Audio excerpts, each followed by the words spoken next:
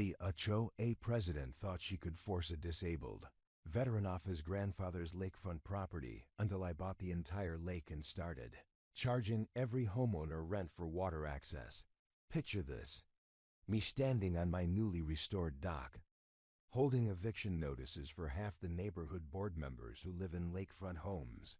The same dock that 6 months earlier they demanded I tear down because it allegedly violated some obscure covenant buried in 200 pages of legal gibberish. Preparing and narrating this type of story took us long efforts and hard work. So if you are enjoying the story, please consider subscribing to our channel.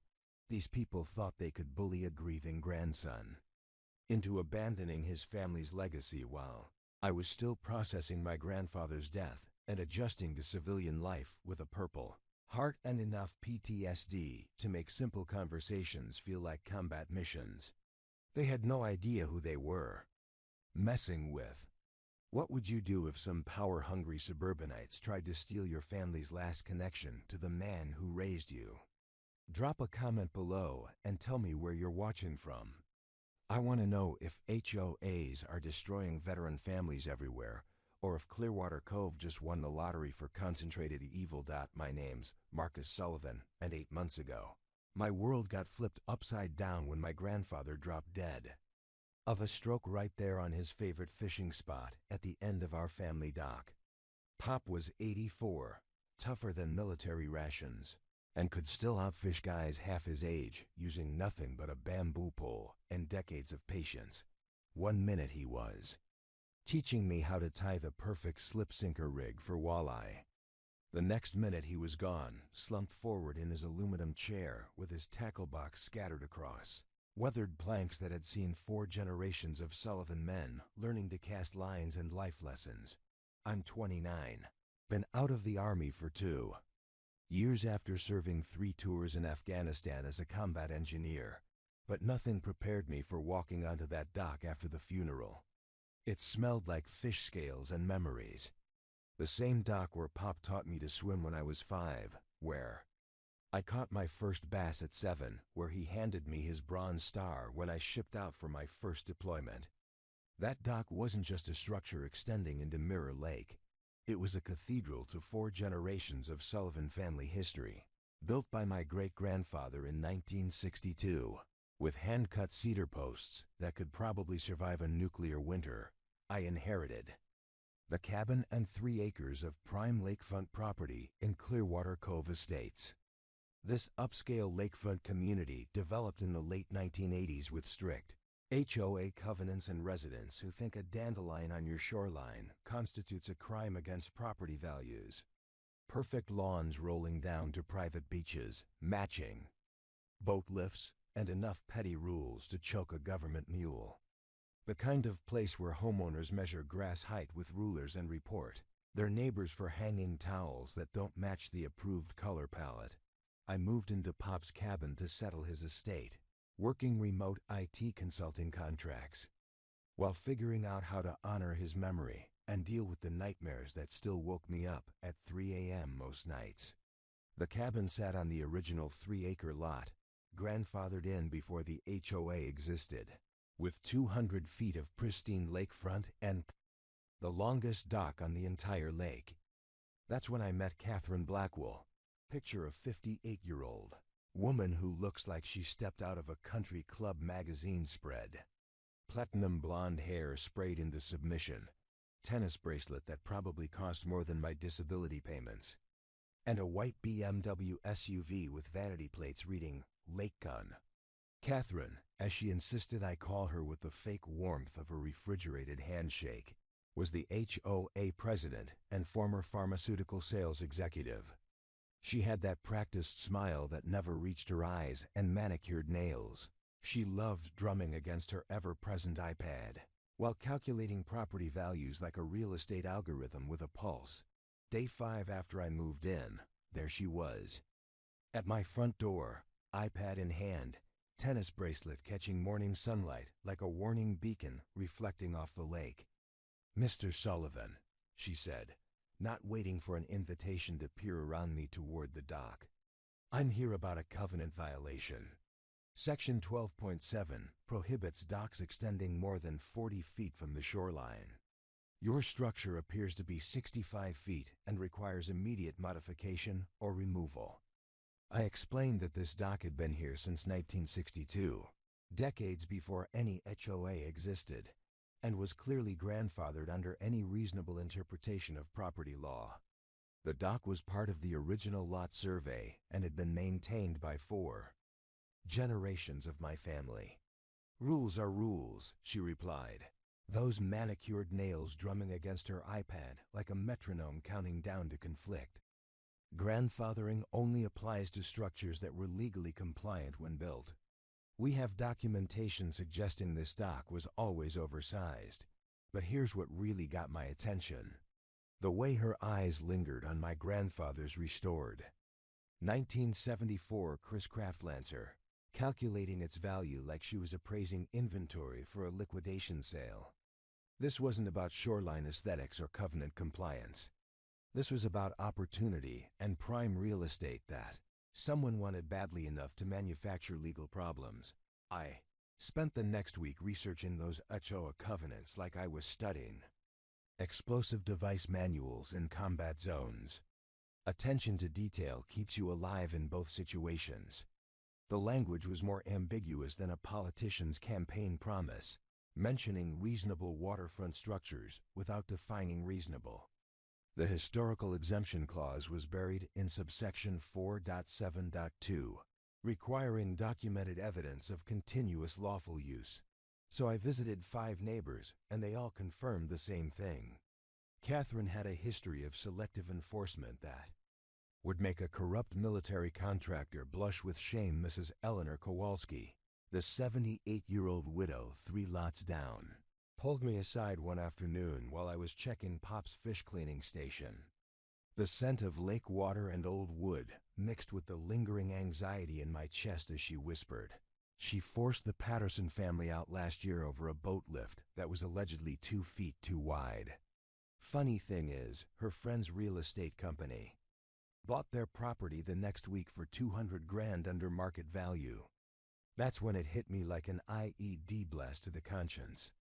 This wasn't about rules, regulations, or community standards. This was about power and profit. Catherine Blackwell had turned Clearwater Cove HOA into her personal wealth extraction machine. And my grandfather's lakefront property, with its long dock and prime fishing spots, looked like her next major score. The dock still creaked the same way it had when I was 12 years old, walking out before dawn with Pop to check our tip-up lines. For Northern Pike, he never did replace those loose boards near the end, claiming they served as an early warning system for anyone trying to sneak up on our fishing spots. But now that familiar sound felt different. It wasn't just a reminder of childhood summers and life lessons learned while waiting for fish to bite. It was a battle cry echoing across water that had witnessed 4 generations of Sullivan men standing their ground against anyone who threatened what was theirs. These people thought they could steamroll a disabled veteran into abandoning his family's legacy while I was still learning how to sleep through the night without checking for threats. They thought my PTSD made me weak and vulnerable, someone who would fold under legal pressure rather than fight back.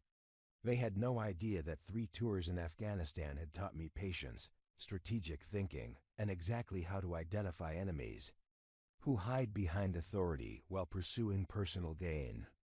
They wanted a war with someone trained for combat. They were about to get exactly what they asked for. Day 28 after Catherine's little dock inspection, a certified letter landed in my mailbox like a grenade with a legal bow on it. $2,500 in fines, plus $150 per day for continuing violation, threatening to place a lien on Pop's property if I didn't comply within 15 days. I called the HOA management office and spoke with Jennifer Walsh, Catherine's secretary and professional bootlicker, who claimed Catherine was unavailable for discussion.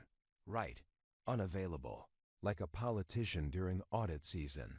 The certified letter was signed by Richard Pemberton, attorney representing Clearwater Cove Estates, HOA, This wasn't some local ambulance chaser either. Pemberton's law firm occupied a glass tower downtown with hourly rates that could fund a small military operation. The letterhead alone probably cost more than my monthly disability check, printed on paper thick enough to stop shrapnel with fonts that screamed, "We bill by the semicolon." By day 35, the fines had ballooned to $3,550, and they were threatening to accelerate the lien process.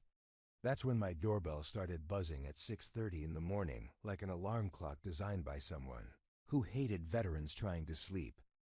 Process server.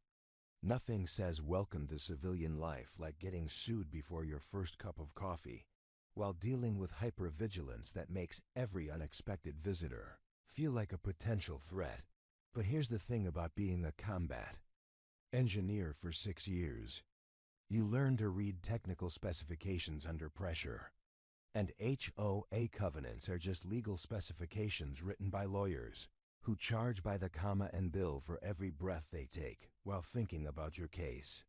The difference is that military specs are designed to keep people alive, while legal specs are designed to keep lawyers wealthy.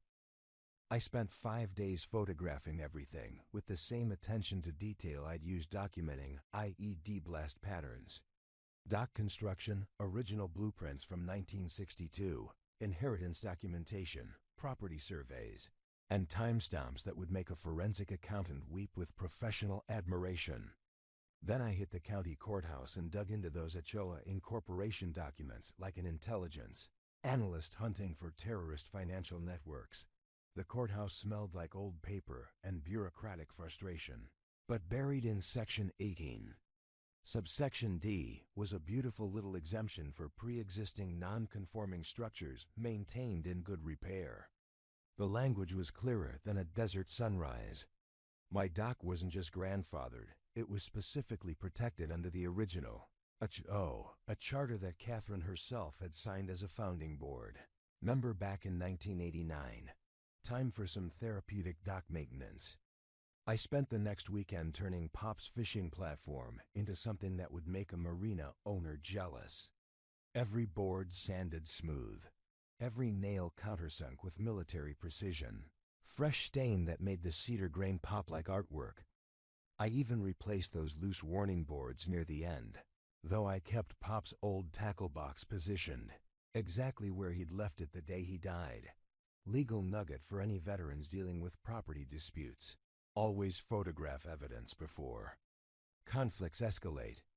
GPS coordinates and metadata can make or break your case in court, and military training and documentation gives us advantages that civilian bullies don't expect. I took professional photos that would make a real estate photographer jealous, then sent Catherine a certified response citing the exact covenant exemption with supporting documentation. Checkmate, lady. Or so I thought. 3 days later, there's Catherine at my door again. But this time she brought reinforcements that looked like a suburban invasion force. Jennifer was there looking like a nervous chihuahua dressed for a tennis match. Behind them stood a man in a suit that probably cost more than my truck.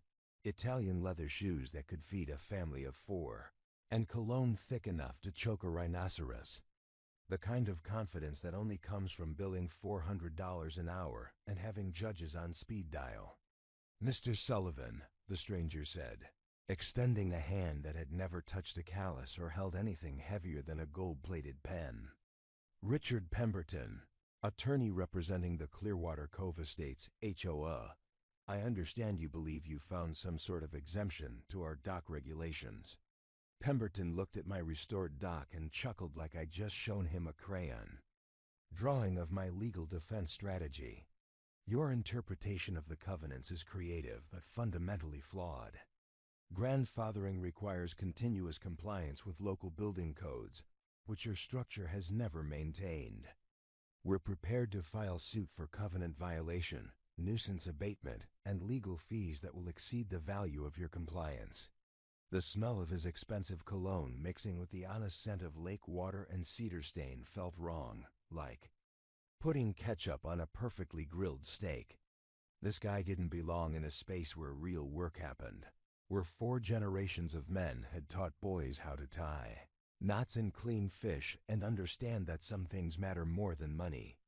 Here's what really caught my attention while Pemberton was busy being condescending. He was taking photos of my cabin, the shoreline, and making notes on a legal pad while Catherine whispered estimates about property values and development potential. I heard her mention lakefront lots going for $850 minimum and saw Pemberton nod like they were discussing inventory rather than my family's home. Suddenly, everything clicked into place like a perfectly fitted joint. They didn't want compliance. They wanted me gone. This wasn't about dock regulations or community standards. It was about real estate speculation with a legal twist, disguised as covenant enforcement but motivated by pure greed. While they were busy measuring my shoreline and calculating square footage, I was reading their body language like enemy movement patterns. Catherine kept glancing at the neighboring lots, already mentally subdividing my 3 acres into multiple buildable parcels. Pemberton was noting sightlines and access points like he was planning an assault on property that had been in my family. For 60 years, Pemberton dropped his business card on Pop's restored tackle box like he was doing me a favor. The expensive cardstock landing next to my grandfather's favorite, Lucky Lure, with the casual disrespect of someone who'd never worked. With his hands. Think carefully about your next move, Mr. Sullivan. Legal fees accumulate quickly, and we have significantly deeper pockets than a disabled veteran living on government benefits. The condescension in his voice when he said disabled veteran made my hands clench into fists. Not from anger, but from recognition. I'd heard that same tone from contractors in Afghanistan, who thought military personnel were just obstacles to their profit margins. The kind of people who got rich while others got shot at, then had the audacity to act superior about their bank accounts. After they left, I stood on that dock listening to the familiar creak of boards that Pop never fixed, watching their BMW disappear around the lake road like retreating enemy vehicles. Something crystallized in my mind with the clarity that comes after surviving combat. These people thought they could intimidate me with fancy lawyers and expensive suits. They thought a veteran with PTSD would roll over and play dead when threatened with legal action because they assumed trauma made me weak. They thought wrong. Dead wrong. I picked up Pemberton's business card and noticed something interesting about the address. Downtown in the financial district. Prime real estate territory that probably rented for more per month than most people made in a year. A quick Google search revealed his law firm occupied the entire 23rd floor of the Meridian Tower, a beautiful glass structure with views of the lake that my grandfather had fished his entire life. That night, I couldn't sleep. Not because of the usual nightmares about roadside bombs and fallen comrades, though those were always lurking in the background like snipers waiting for their moment. I couldn't sleep because an idea was forming, crazy and audacious enough that Pop would have either laughed his ass off or called me certifiably insane. Maybe both. The dock creaked one more time as I walked back toward the cabin, and I swear I could hear Pop's voice in that familiar sound mixing with the gentle lap of lake water against cedar posts. If you're going to fight, son, fight smart. But if they want to play dirty, make sure you're playing a different game entirely. Game on, Catherine. Game on. 2 weeks later, the real lawsuit hit like artillery fire with legal precision. $75,000 in claimed damages plus attorney fees, court costs, and an emergency injunction demanding immediate dock removal. Apparently, my grandfather's cedar fishing platform was somehow causing irreparable harm to the neighborhood's property values and creating a public nuisance that threatened the very fabric of lakefront society. The local newspaper picked up the story with a headline that made me look like public enemy number 1. Veteran defies HOA in lakefront dispute. My photo looked like a criminal mugshot, and the newspaper ink stained my fingers black as I read the biased article that painted me as some kind of unstable veteran disturbing the peace of a quiet lakefront community. The reporter had clearly gotten their information directly from Catherine's publicity machine, complete with quotes about dangerous non-compliance and threats to community standards. Within hours, 3 of my IT consulting clients received anonymous complaints questioning my reliability and suggesting that hiring veterans with PTSD created liability issues for their companies. Funny how those complaints all use the same legal terminology that Pemberton loved to throw around like confetti at a lawyer's wedding. The message was clear: comply or watch your livelihood disappear, along with your family property. But the harassment campaign was just getting started. Someone called the Department of Veterans Affairs claiming I was violating the terms of my disability benefits by operating a commercial fishing guide service from the dock. Complete fabrication, but it triggered an investigation that required me to provide documentation proving I wasn't running an illegal business from Pop's cabin.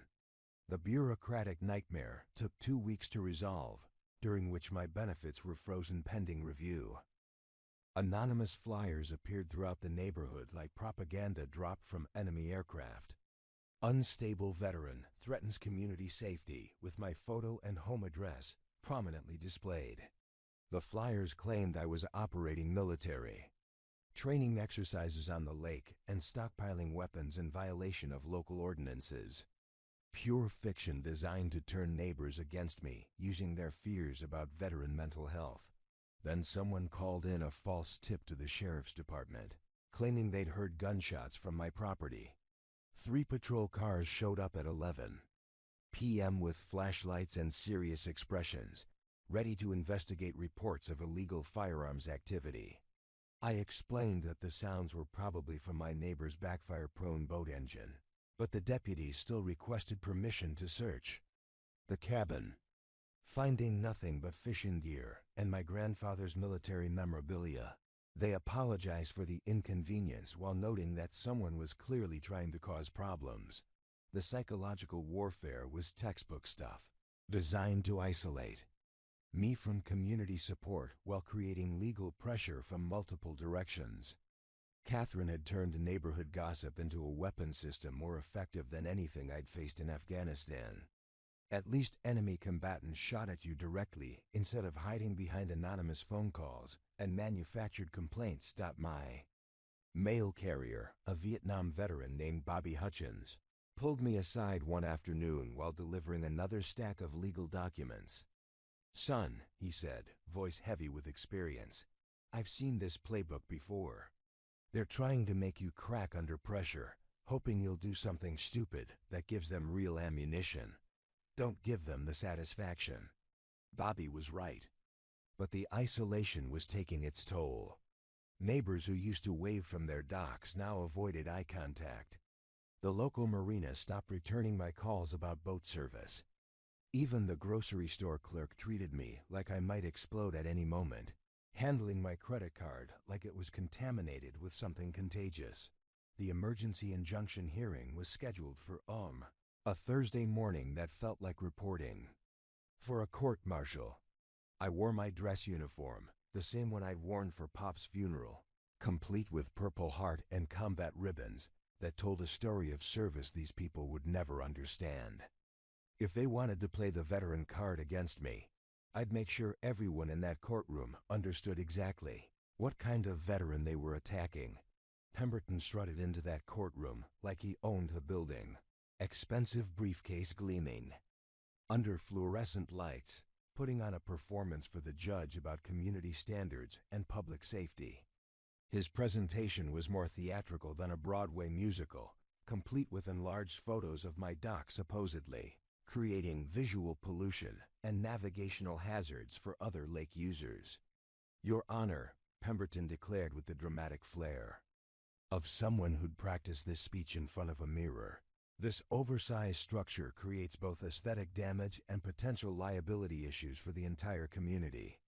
The defendant's refusal to comply demonstrates a pattern of disregard for lawful authority that could escalate into more serious problems." The implication was clear. Unstable veteran refuses to follow rules. Community fears what might happen. Next, It was character assassination disguised as legal argument, designed to make the judge see me as a potential threat rather than a property owner defending his rights.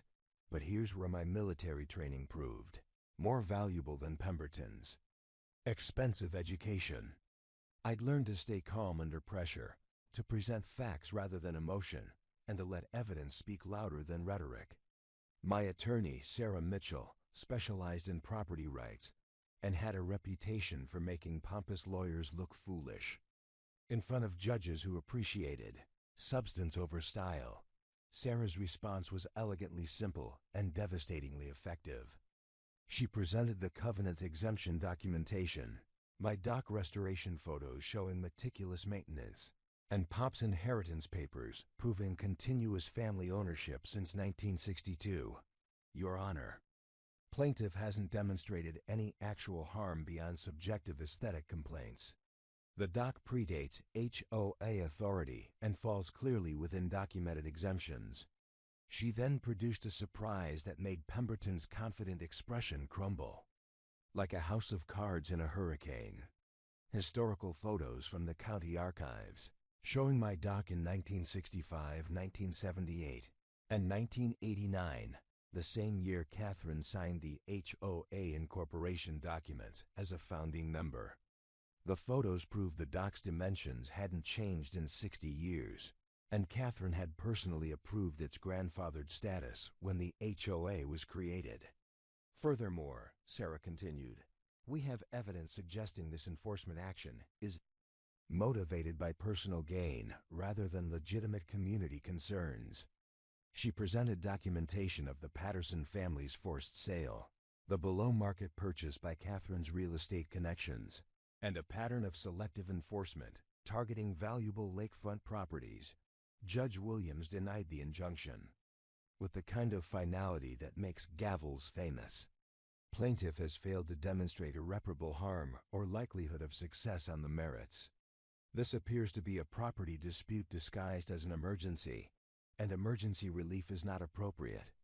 For manufactured urgencies, watching Pemberton's jaw muscles tighten like over-torqued bolts was more satisfying than successfully defusing an IED. The man who'd threatened me with deeper pockets and superior resources had just been schooled by a small-town judge who understood the difference between legitimate legal action and expensive bullying. But I knew this victory was temporary. Catherine and Pemberton weren't going to give up just because one judge had seen through their initial strategy. If anything, losing the injunction would make them more dangerous, more desperate, and more willing to escalate their harassment campaign into territory that might actually threaten my safety. As we left the courthouse, Sarah warned me that defeated bullies often become more unpredictable. They're going to come after you harder now, she said, organizing her files with the efficiency of someone who'd fought these battles before. Document everything. Trust no one in that neighborhood, and be prepared for them to get creative about making your life miserable. She was right, but they'd made one critical mistake in their assessment of their target. They thought defeating me required breaking me down psychologically until I surrendered my family's property to make the pressure stop. What they didn't understand was that 3 tours in Afghanistan had already broken me in ways that made their suburban psychological warfare feel like amateur hour. I'd survived real enemies who wanted me actually dead, not just legally defeated. Catherine Blackwell and her expensive lawyer were about to discover that veterans don't surrender. Family legacy to save themselves from inconvenience. We fight harder when cornered, especially when the fight involves protecting something that matters more than our own comfort. The dock still creaked when I walked out that evening, but now the sound carried notes of defiance instead of just memory. Pop had fought in Korea and never backed down from anyone who threatened what was his. Neither would I. The defeat in court didn't slow Catherine down, it just made her more creative about destroying my life through bureaucratic warfare. 3 days after the injunction denial, a city inspector showed up claiming anonymous complaints about unpermitted dock modifications. Apparently, my restoration work somehow constituted new construction requiring permits, fees, and compliance. with current codes that didn't exist when Pop built the original structure. The inspector, a nervous man named Dale Morrison, who kept checking his phone like he was expecting instructions, measured every board twice and took photos from angles. That would make a crime scene photographer proud. "Look," he whispered when Catherine's BMW disappeared around the bend. "I've got to follow protocol here, but someone's really pushing hard for violations. You might want to get ahead of this before it becomes a bigger problem." Dale's warning confirmed what I already suspected. Catherine had connections throughout the local government bureaucracy, and she wasn't afraid to use them. Within a week, I received citations for unpermitted electrical work, the dock lights Pop installed. In 1987, structural modifications without engineering approval, replacing rotted boards, and environmental impact violations for disturbing lakebed sediment during routine maintenance. Each citation carried fines totaling $8,500 and required hiring licensed professionals to certify compliance with codes that seemed designed specifically to make my dock restoration impossibly expensive. The electrical citation alone required a complete rewiring job estimated at $15,000 for a simple lighting system that had worked perfectly for 35 years. But here's where my military intelligence training started paying dividends in ways my enemies hadn't anticipated. 6 years as a combat engineer teaches you to analyze systems, identify weak points, and gather intelligence that reveals enemy capabilities and intentions. I started treating Catherine's harassment campaign like a reconnaissance mission, documenting patterns and connections that civilian victims might miss. I spent every morning at 06:00 hours conducting surveillance from my dock, using binoculars, to observe neighborhood activity with the same attention to detail I'd used watching for insurgent movement patterns.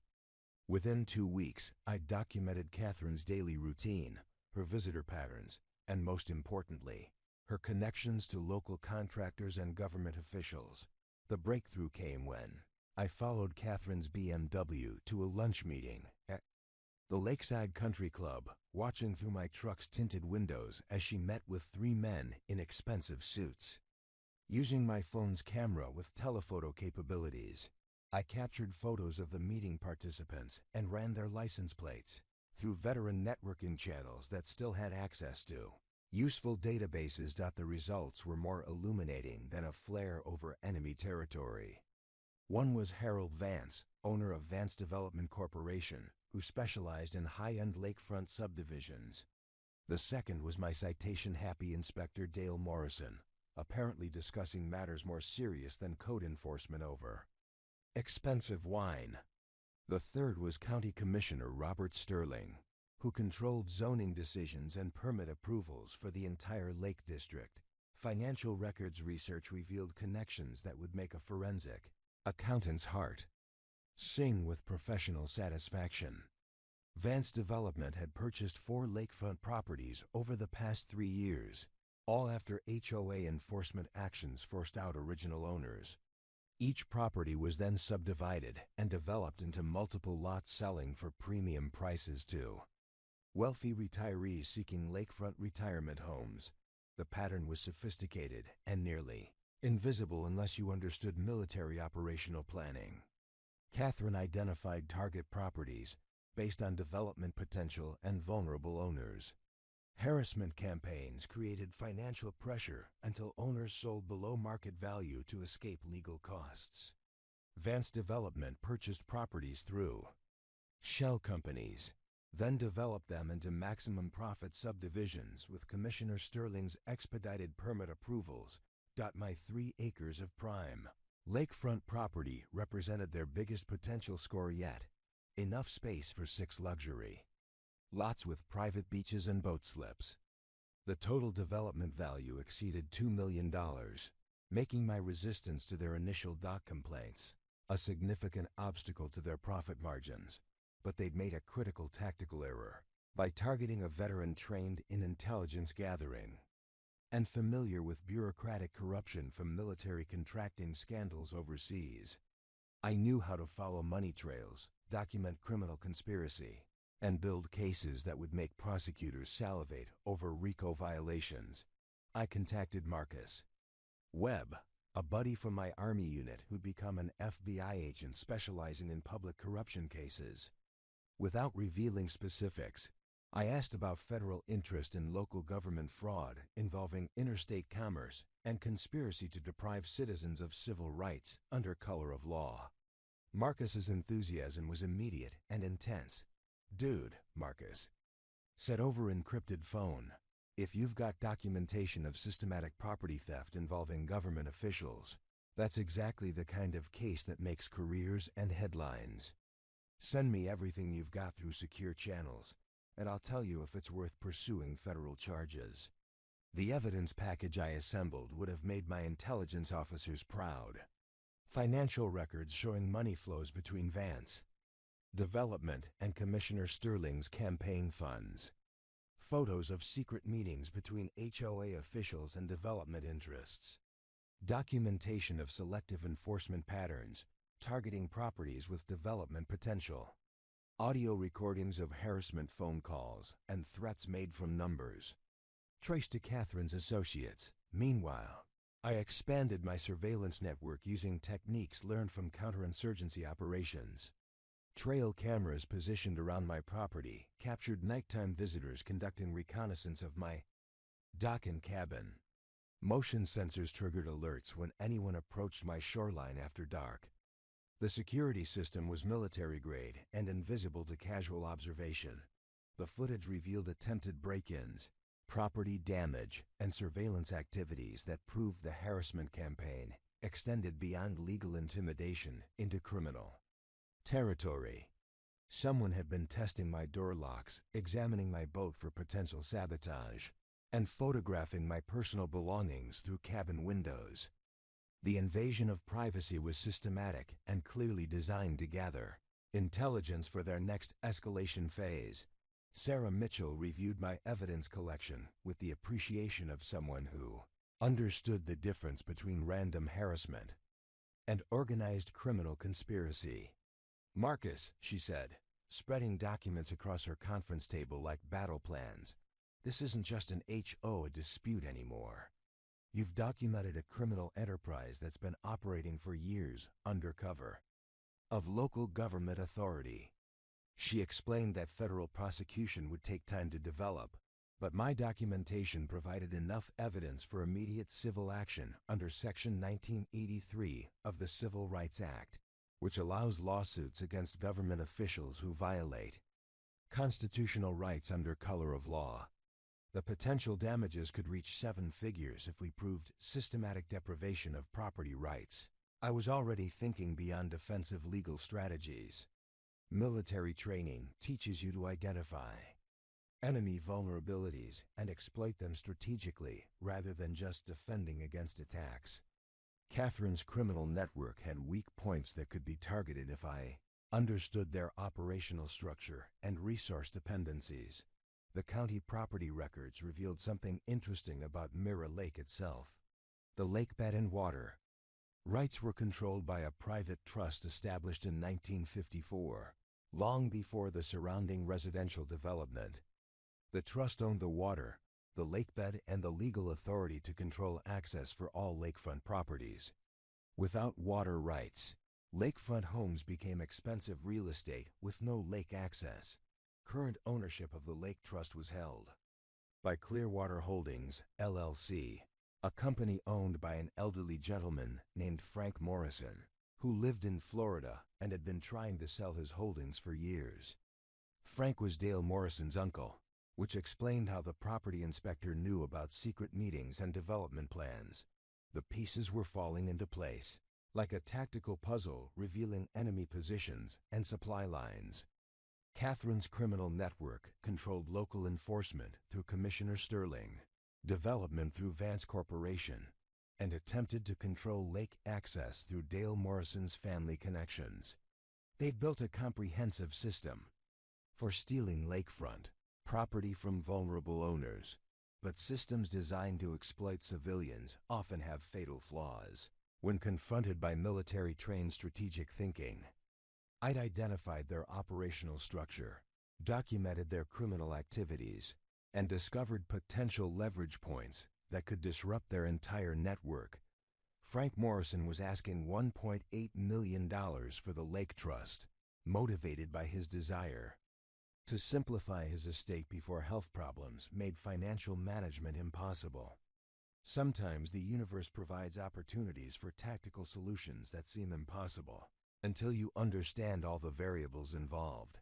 I spent that night on Pop's dock, listening to water lap against cedar posts while formulating a strategy that would turn Catherine's criminal network against itself. Military engineers don't just build things. We also know how to demolish enemy infrastructure when circumstances require decisive action. The deeper I dug into Catherine's operation, the more obvious it became that this wasn't just neighborhood corruption. It was a sophisticated criminal enterprise that had been systematically stealing property from vulnerable families for years. The financial web connecting Catherine, Vance Development, Commissioner Sterling, and the Morrison family revealed a conspiracy that would make organized crime bosses envious of their coordination and profit margins. My investigation into Clearwater Holdings LLC uncovered Frank Morrison's desperation to liquidate his assets before declining health made estate management impossible.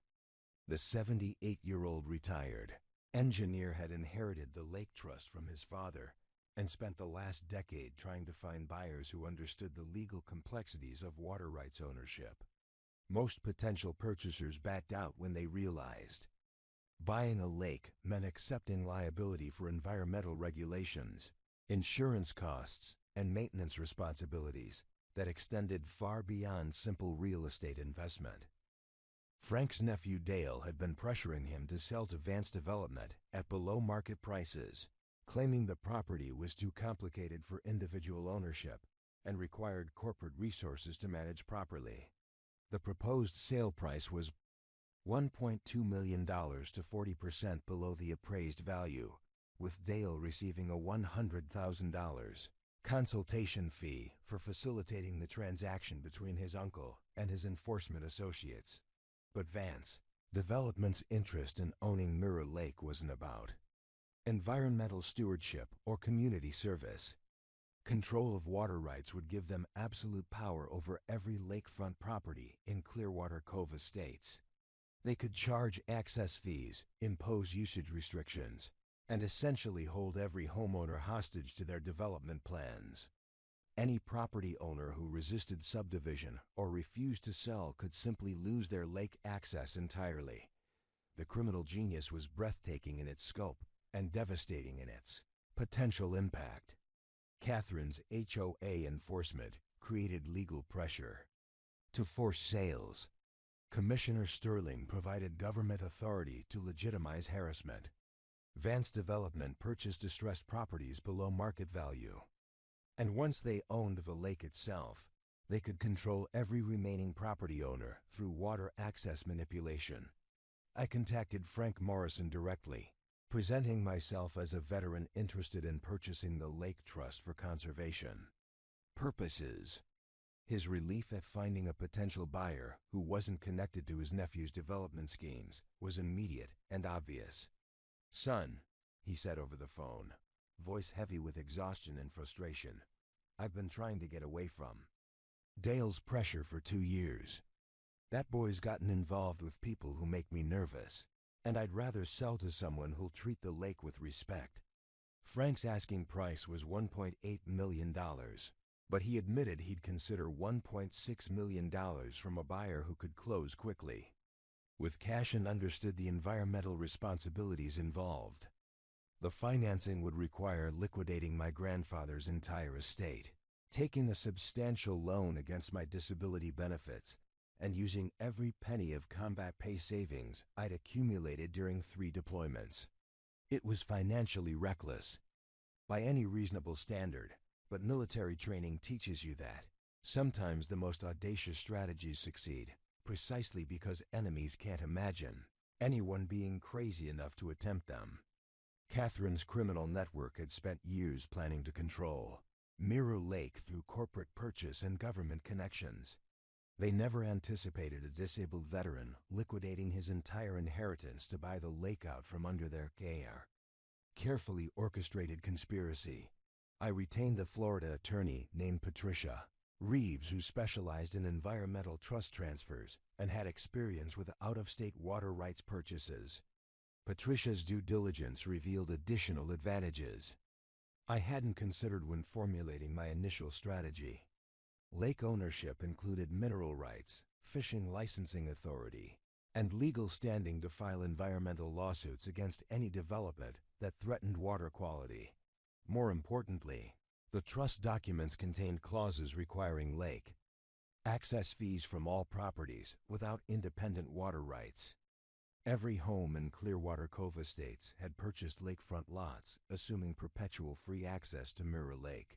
None of their property deeds included actual water rights. Those belonged exclusively to whoever owned the lake trust. Patricia explained the legal implications with barely contained professional excitement. Marcus, if you own this lake, you can charge access fees to every property owner in the development. You could also restrict usage, impose environmental regulations, or theoretically deny access entirely to properties that violate trust agreements. The poetic justice was so perfect, it felt like divine intervention guided by my grandfather's spirit. Catherine had spent months trying to force me off my grandfathered property through legal harassment and government corruption.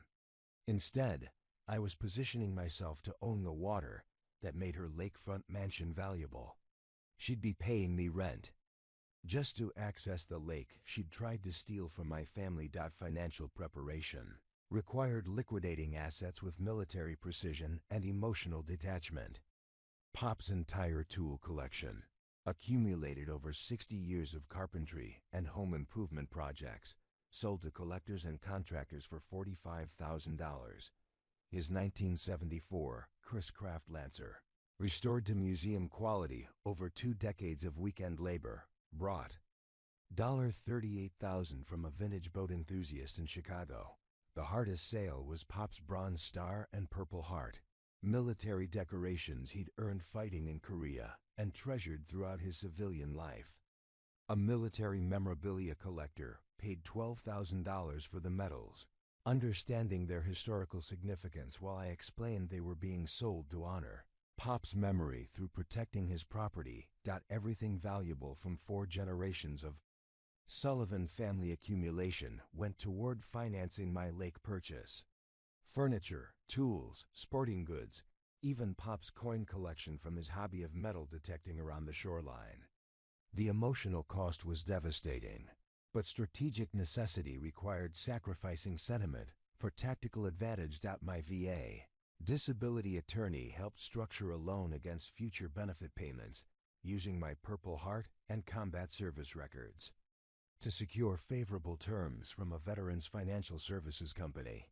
The monthly payments would consume 60% of my disability income for the next 10 years, leaving barely enough for basic living expenses. Additional financing came from liquidating MYTSP retirement account, accepting early withdrawal penalties that reduced the total by 30%. Every penny of combat pay savings, accumulated during deployments when expenses were minimal and danger pay bonuses provided extra income, went toward closing costs and legal fees. The total financial package reached $1.65 million, enough to make Frank Morrison a reasonable offer while maintaining a small reserve for unexpected complications. I was betting my entire financial future on a strategy that would either destroy Catherine's criminal network or leave me bankrupt and homeless if legal challenges delayed the transfer. Sarah Mitchell reviewed the purchase contract with obvious admiration for the tactical brilliance while expressing serious concerns about the financial risks involved. Marcus, this is either the most ingenious property rights strategy I've ever seen, or you're about to become the most expensive cautionary tale in real estate history. She was right about the risks, but military service teaches you that avoiding all risk guarantees defeat by enemies willing to accept calculated dangers. Catherine's criminal network had operated with impunity for years because their victims were too frightened or financially constrained to fight back effectively. They expected resistance to follow predictable patterns of legal complaints and defensive strategies. They never anticipated offensive action from someone trained to identify enemy weaknesses and exploit them through asymmetric warfare. I wasn't just defending my grandfather's dock anymore. I was positioning myself to control the strategic resource that made their entire criminal enterprise profitable. The lake closing was scheduled for the following Friday. In 72 hours, I would either own the water that Catherine's criminal network needed to continue their property theft operation, or I would be financially destroyed by legal challenges that prevented the transfer. Either way, the war for Mirror Lake was about to escalate beyond anything Catherine Blackwell had imagined when she first demanded I remove my grandfather's dock. The lake purchase closed on a Friday morning that smelled like victory and financial terror in equal measure. Frank Morrison's handshake was firm despite his arthritis, and his relief at escaping his nephew's pressure was obvious as we signed documents that transferred ownership of Mirror Lake from Clearwater Holdings, LLC to Sullivan Lake Trust. Patricia Reeves had structured the purchase through a conservation trust that provided tax advantages while maintaining my complete control over water rights and access permissions. Son, Frank said as he handed me the original trust documents dating back to 1954, you're getting more than just a lake here. You're getting the power to protect it from people who see water as nothing but profit margins. My daddy would be proud knowing it's going to someone who understands what conservation really means. The paperwork was overwhelming. Environmental impact reports, water quality certifications, insurance policies that covered everything from boat accidents to algae blooms. But buried in the administrative details was language that made my tactical heart sing with satisfaction. Every property owner in Clearwater Cove Estates had exactly 0 legal rights to lake access without permission from the trust owner. Their property deeds gave them lakefront lots, but the water itself belonged to me. Patricia explained the immediate implications while we organized documents in her office. Marcus, you now have legal authority to charge access fees, impose usage restrictions, require permits for docks and boat lifts, and regulate everything from fishing to swimming. You could theoretically deny access to any property owner who violates trust agreements or fails to pay required fees. The strategic positioning was perfect. Catherine's criminal network had spent years using government authority to steal property from vulnerable families. Now I controlled the resource that made lakefront property valuable, giving me leverage over every participant in their conspiracy. They could have their HOA enforcement and corrupt inspector citations, but without water access, their expensive homes became overpriced landlocked estates. I spent the weekend reviewing lake management, protocols and legal precedents for water rights enforcement. The trust documents included detailed maps showing property boundaries, water depths, and environmental protection zones that restricted development activities. Most importantly, the maps revealed which properties had grandfathered access rights versus those dependent on trust permission for lake use. Catherine's lakefront mansion sat on a lot purchased in 1992, 3 years after the HOA incorporation, and decades after water rights were separated from property ownership. Her deed included no water access provisions beyond the assumption that lake use would remain perpetually available. The legal reality was different. She needed my permission to use the dock behind her. $1 Million Home. Monday morning arrived with the subtle satisfaction of a perfectly executed tactical operation. I drove to Catherine's house at 08:00 hours, wearing my dress uniform and carrying a stack of official documents that would fundamentally alter our power dynamic. Her BMW was in the driveway, and lights were on in what appeared to be a home office. Overlooking the lake she no longer had legal access to use, the doorbell chimed with expensive, musical notes that probably cost more than my monthly disability payment. Catherine answered wearing tennis whites and a confused expression that transformed into shock when she recognized me standing on her porcelain steps with military posture and legal papers. "Mr. Sullivan," she said, voice betraying uncertainty. "For the first time since our initial confrontation, what are you doing here? This constitutes harassment under the restraining order we've discussed filing." I handed her the first document with the ceremonial precision of presenting colors during military ceremonies. "Miss Blackwell, I'm here to inform you that as of Friday, I am the legal owner of Mirror Lake and all associated water rights. This notice explains new access requirements for lakefront properties without grandfathered usage agreements." The document was official letterhead explaining that effective immediately, all lake access required written permission from Sullivan Lake Trust, along with applicable fees and insurance requirements. Properties without historical water rights needed to submit applications and pay annual access fees of $2,500 per waterfront lot, plus additional charges for docks, boat lifts, and commercial activities. Catherine's face went through expressions I'd seen on enemy combatants when they realized their tactical situation had fundamentally shifted.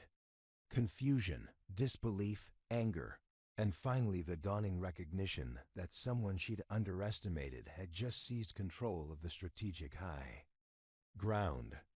"This is impossible," she said, scanning the legal documents with shaking hands. "The lake belongs to the community. You can't just buy water and hold people hostage over access rights that have existed for decades." I produced the second document. Frank Morrison's signed affidavit explaining how his nephew Dale had been pressuring him to sell to Vance Development, along with recorded conversations proving the corruption conspiracy, actually water rights, have belonged to private trusts since 1954. Your development assumed perpetual free access without securing legal guarantees. That assumption was incorrect. The third document was my personal favorite, a formal notice that Catherine's dock permit was being revoked effective immediately due to environmental violations and unpaid access fees. Her expensive boat lift would need removal within 30 days. Unless she submitted proper applications and paid required fees totaling $8,500 annually. Furthermore, I continued, enjoying the irony more than I'd enjoyed anything since returning from Afghanistan. Any properties involved in legal harassment of grandfathered trust beneficiaries will face additional penalties, including complete access denial and environmental violation fines. Catherine's tennis bracelet trembled as she held documents that essentially made her a tenant on the lake behind her own home. The woman who'd spent months threatening me with legal action and government connections now needed my written permission to use the water that made her property valuable. "You can't do this," she said, voice rising with desperation that sounded like enemy radio chatter when operations went wrong. "We'll fight this in court. You'll never get away with holding an entire community hostage over some property dispute."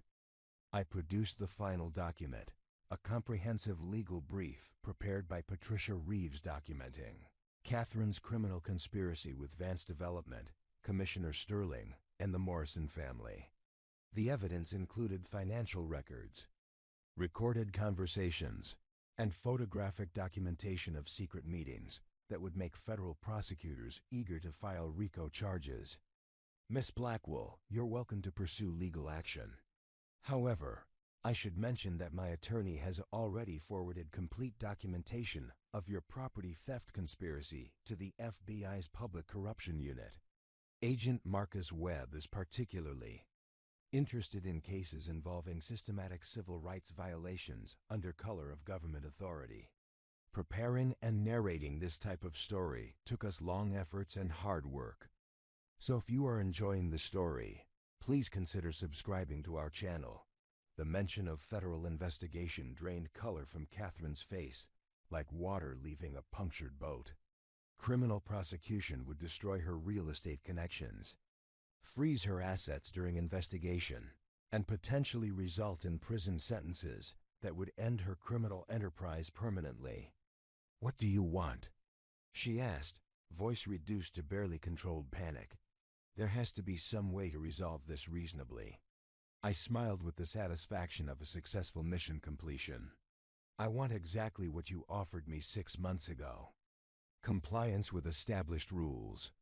Your dock violated environmental regulations when it was built in 1992. Your property lacks proper water access permits. And your harassment of grandfathered trust beneficiaries violates federal civil rights. Laws. The strategic reversal was complete. Catherine had spent months using legal technicalities and government connections to force me off my grandfathered property. Now she faced the same enforcement pressure, but from someone who owned the water her expensive lifestyle depended on. You have 30 days to submit proper applications for lake access, including environmental impact studies and insurance certifications. Annual fees are due by the 1st of each month.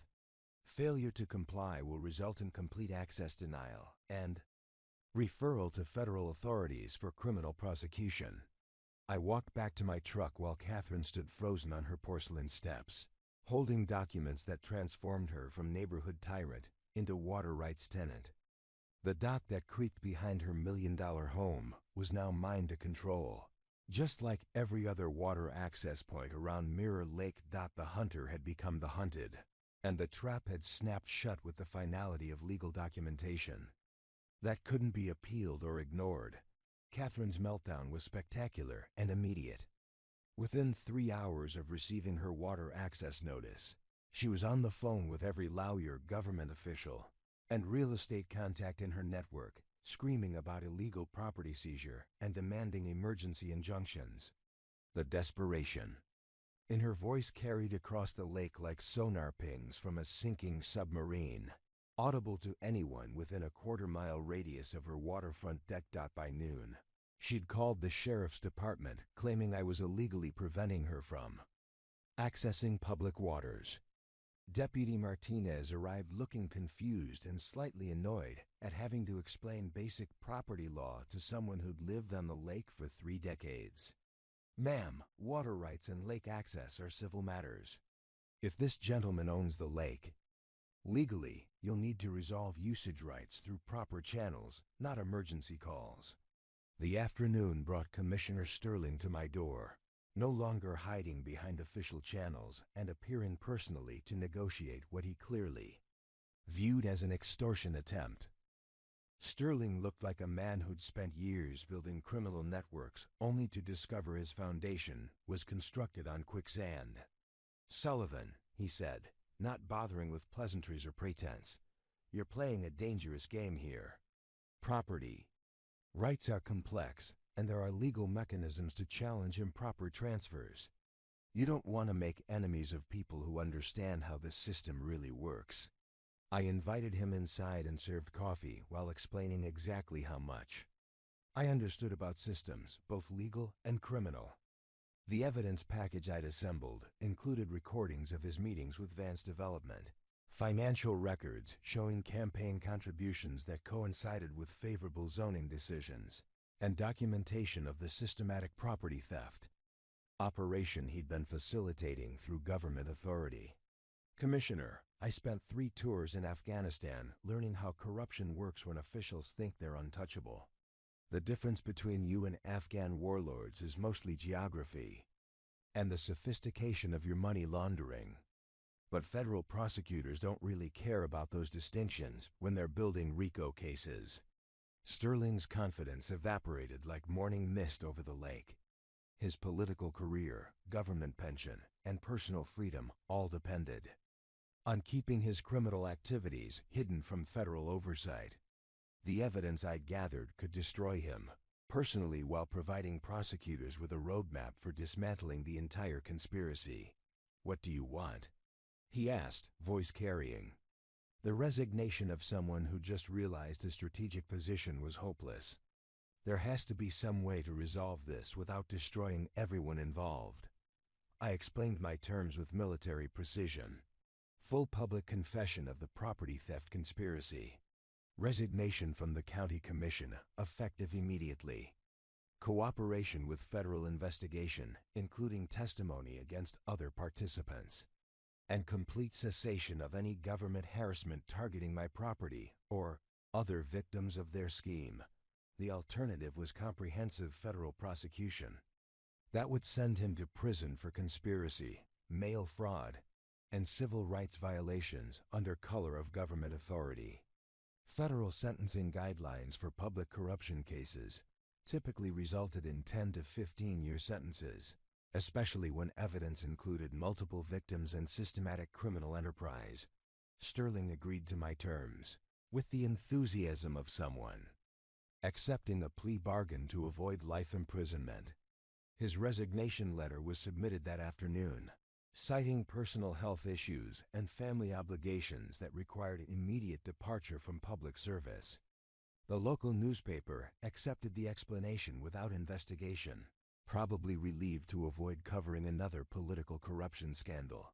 Meanwhile, Vance Development was facing their own crisis as property owners throughout the county learned about the systematic fraud that had been targeting lakefront families. 3 additional victims contacted Sarah Mitchell, seeking to join our federal case, and 2 property sales were being challenged in court based on evidence of coerced transactions and government harassment. Harold Vance attempted damage control by claiming his company had been deceived by government officials and had no knowledge of illegal enforcement actions. But financial records proved his company had specifically requested HOA harassment targeting properties they wanted to purchase, and had paid consulting fees to Commissioner Sterling for expedited permit approvals on subdivided lots. The domino effect accelerated when Dale Morrison confessed his participation to avoid criminal charges for conspiracy and evidence tampering. His statement to federal investigators detailed the entire operation. Catherine identified target properties. Sterling provided government pressure through fake violations. Vance Development purchased distressed properties below market value. And the Morrison family facilitated lake ownership transfer to complete their control system.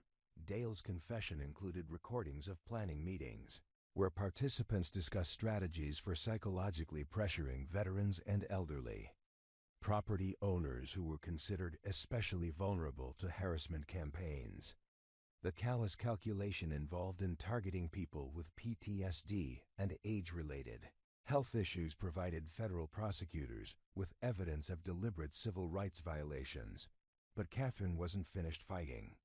Her next escalation involved filing complaints with the state environmental agency claiming my lake ownership threatened public waterways and required government intervention.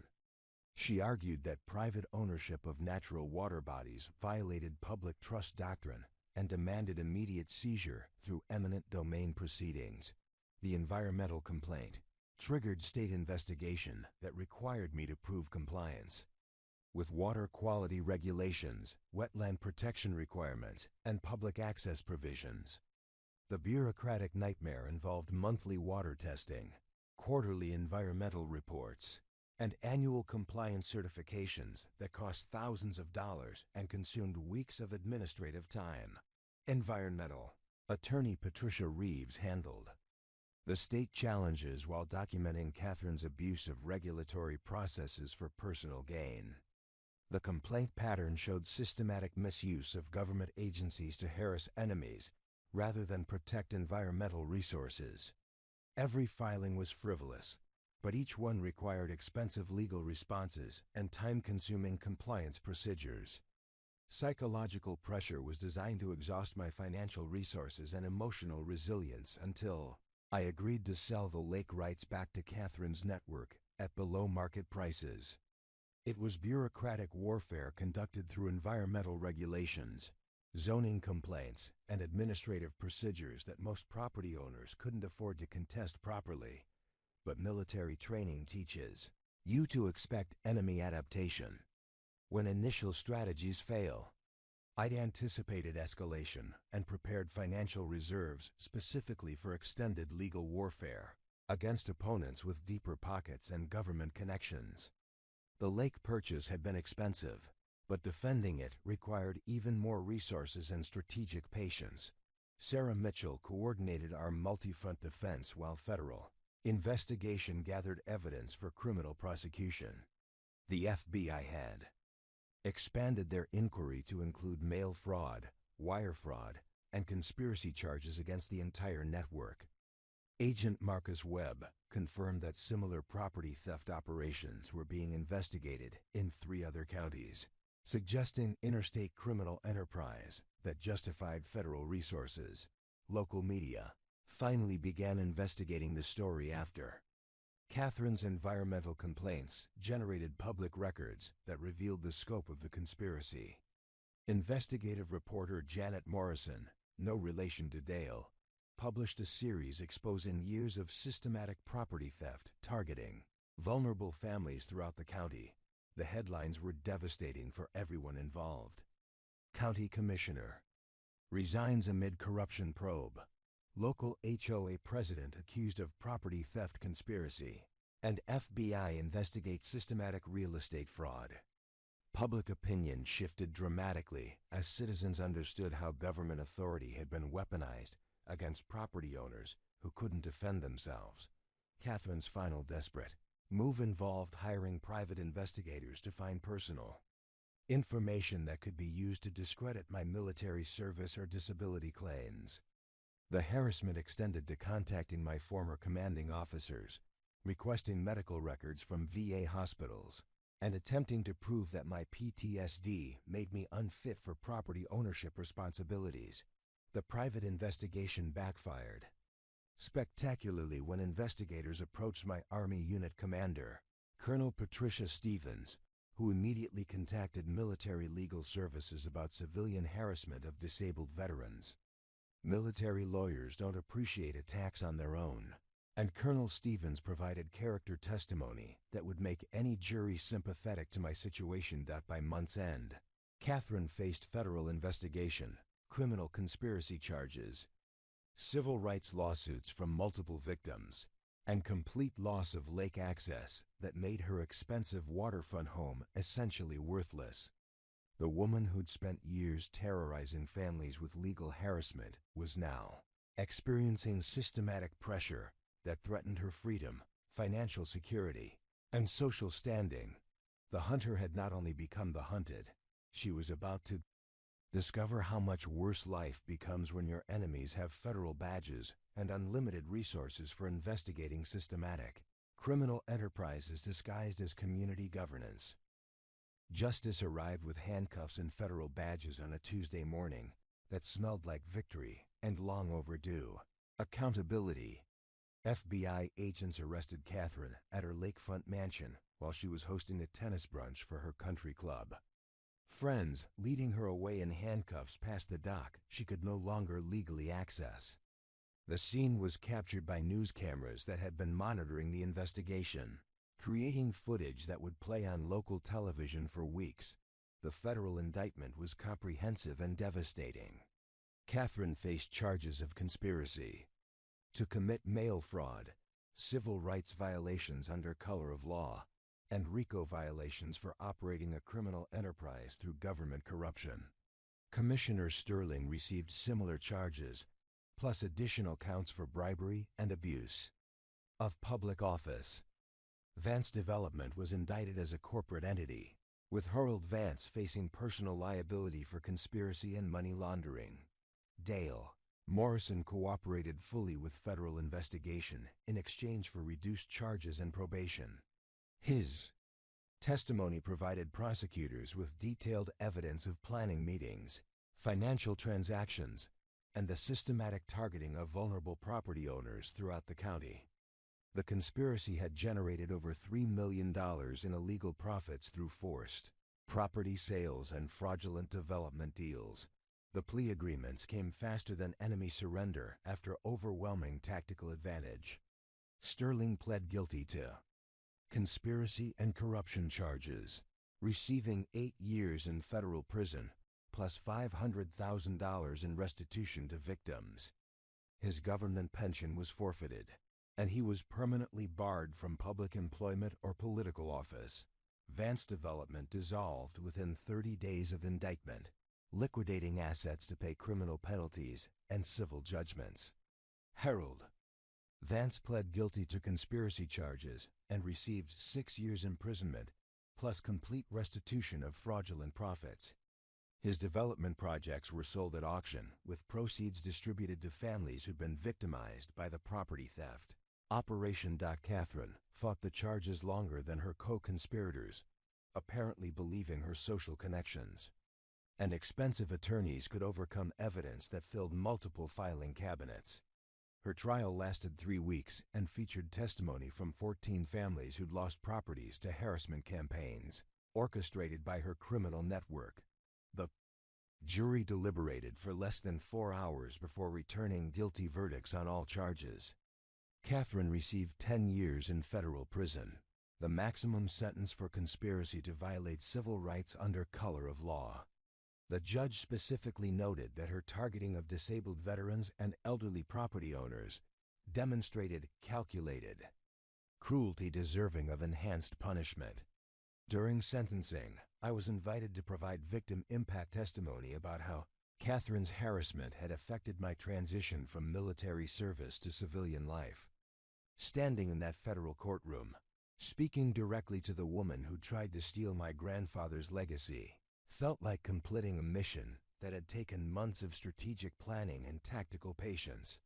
"Your Honor," I said, looking directly at Catherine in her orange jumpsuit, "this defendant didn't just threaten my property. She weaponized government authority against families who trusted that their rights would be protected by law enforcement and elected officials. She turned community governance into personal profit while destroying lives for her own financial gain." The criminal restitution exceeded $1.8 million distributed among victim families, but the real satisfaction came from knowing that Catherine's criminal network could never again target vulnerable property owners with legal harassment campaigns. Federal oversight would monitor HOA enforcement activities throughout the county for the next 5 years. My lake ownership transformed from defensive necessity into community asset management. I established Mirror Lake Conservation Trust as a nonprofit organization dedicated to environmental protection and public education about water rights.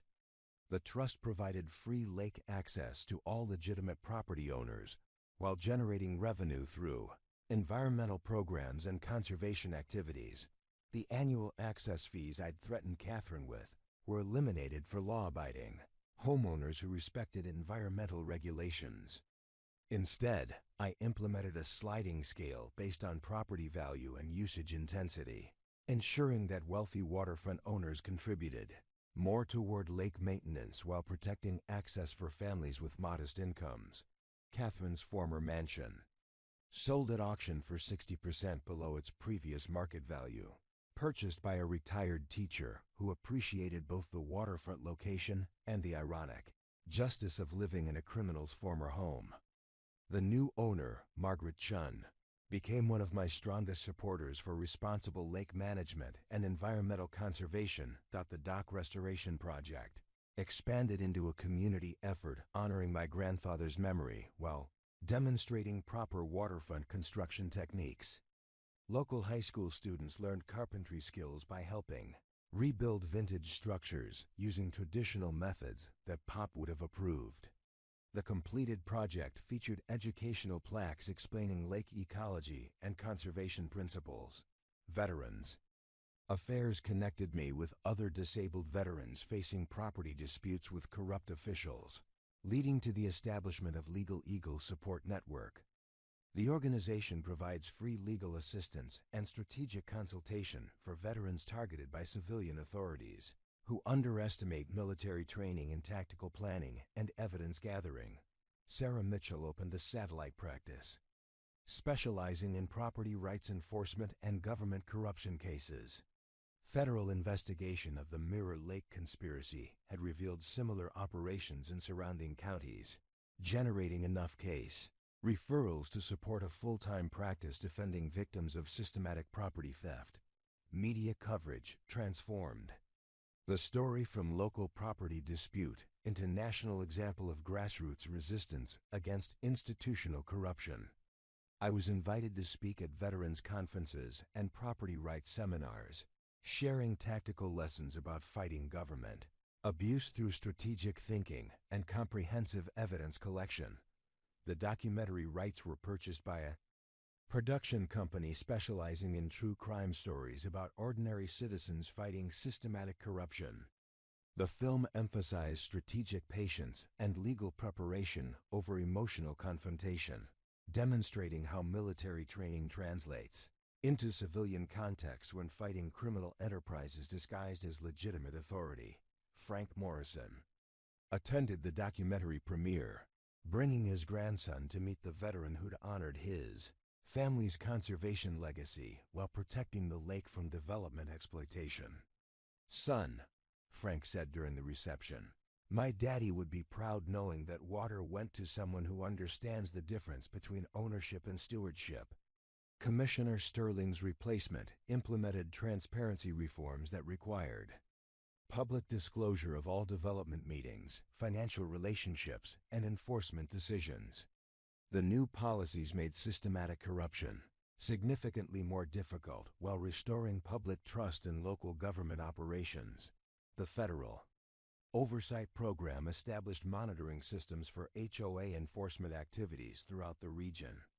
Property owners gained access to complaint procedures and legal resources that prevented criminal networks from operating with impunity behind Community Governance Authority. My grandfather's fishing tackle still sits in its original position at the end of the dock, exactly where Pop left it the day he died. The familiar weight of his favorite rod and the scent of old leather from his tackle box remind me that some fights are worth risking everything to win. Not just for personal victory, but for protecting others who deserve the same courage when facing criminal enterprises disguised as legitimate authority. The dock still creaks when I walk out before dawn to check fishing conditions, but now that familiar sound carries notes of victory instead of just memory. Pop taught me that good tools deserve respect and good people deserve protection from those who abuse power for personal gain.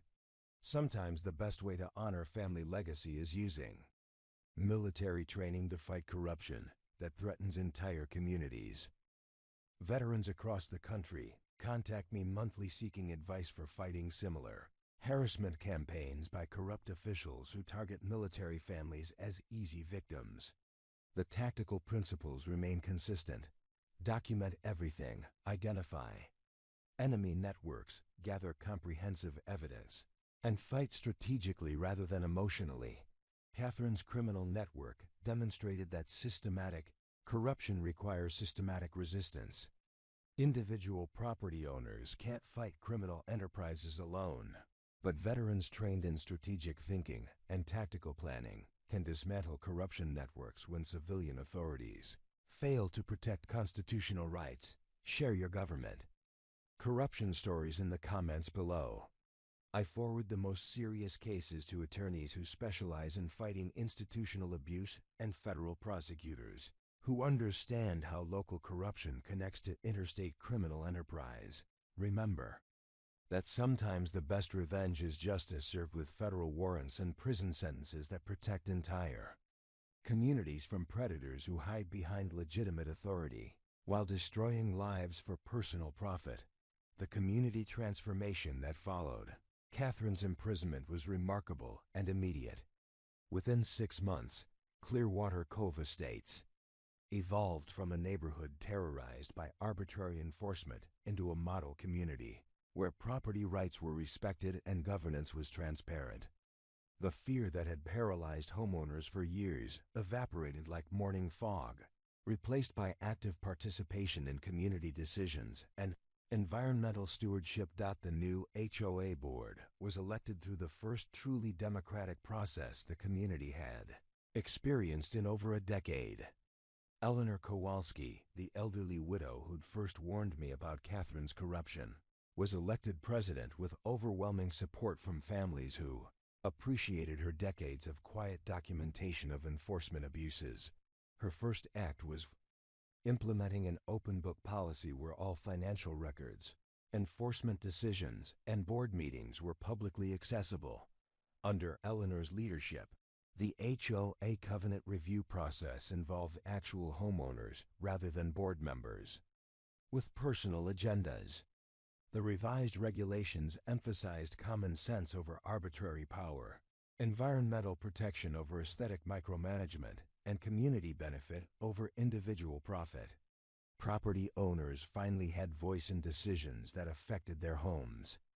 And financial security. My Conservation Trust partnership with the new HOA created innovative programs that protected lake ecology while enhancing property values through legitimate means. We established native plant restoration projects along shorelines, water quality monitoring systems that engaged citizen scientists, and educational programs that taught children about aquatic ecosystems and responsible environmental stewardship.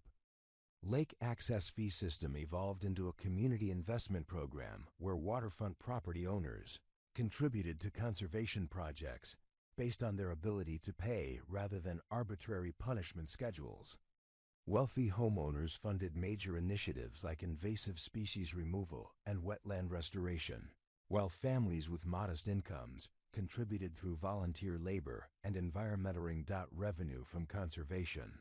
Programs funded amenities that benefited the entire community.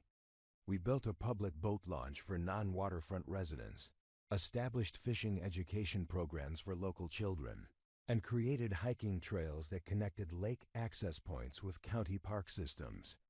The facilities were designed and built using veteran volunteers who appreciated meaningful work that served community needs. The Environmental Education Center became a regional model for community-based conservation that balanced private property rights with public environmental benefits. University researchers partnered with local students to study lake ecology, water quality, and sustainable development practices that could be replicated in other communities facing similar challenges.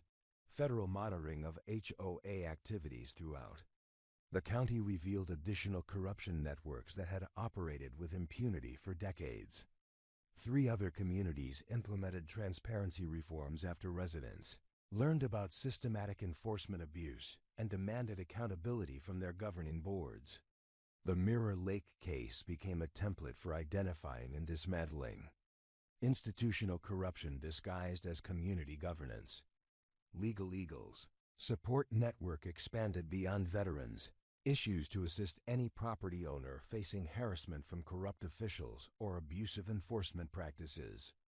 The organization's success rate exceeded 90% because military-trained strategic thinking consistently outmaneuvered civilian corruption networks that relied on victim intimidation rather than legal legitimacy. Sarah Mitchell's specialized practice attracted clients from across the state who needed representation against systematic property theft operations.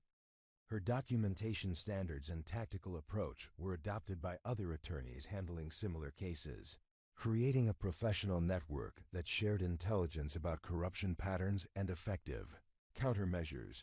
The ripple effects extended into state politics when the Mirror Lake investigation revealed connections between local corruption and state-level development interests.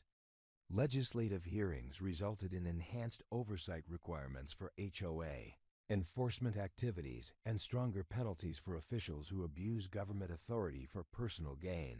Property values throughout Clearwater Cove increased by an average of 15% within the first year after Catherine's arrest, demonstrating that legitimate governance and environmental stewardship enhanced rather than threatened community prosperity. Potential buyers specifically sought properties in neighborhoods with transparent management and conservation programs, creating market incentives for responsible community governance. The documentary about my fight against Catherine's criminal network premiered at 3 film festivals and was distributed through streaming platforms that specialized in true crime content. Viewer response generated speaking opportunities at veterans conferences, property rights seminars, and law enforcement training programs about recognizing and investigating systematic corruption.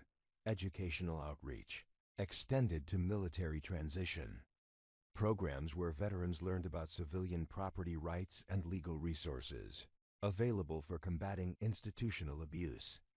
Many transitioning service members faced housing discrimination and property disputes that required strategic thinking and tactical patience to resolve successfully. My testimony before congressional subcommittees examining veterans' housing issues resulted in enhanced legal protections for military families facing civilian harassment.